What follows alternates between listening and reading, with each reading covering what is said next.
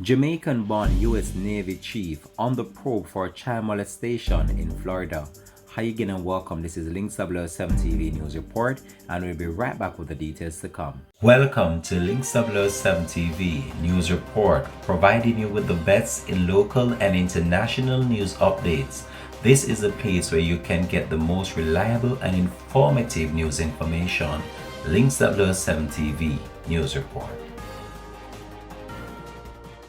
Welcome back and thanks for joining us. This is M0lest TV News Report. A Jamaican man with sensitive role in the United States Navy is under investigation in relation to allegations that he sexually molested a teenage girl in Lynn Haven, United States, Florida.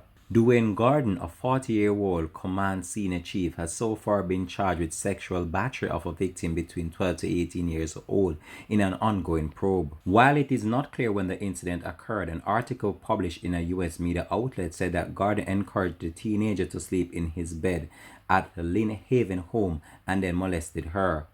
Gordon, according to an article, was arrested back in April of this year. The Jamaican accused faces the likelihood of being slapped with 5 more battery charges on a child 12 or older but under 18 by a person in custodial authority, according to an article. According to a news report, Gordon is from Kingston, Jamaica, and enlisted in the U.S. Navy in 1998.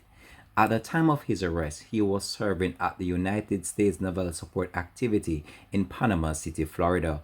We'll continue to track this story and provide you with more information to come on this. This has been M0lest TV News Report. Thanks for watching.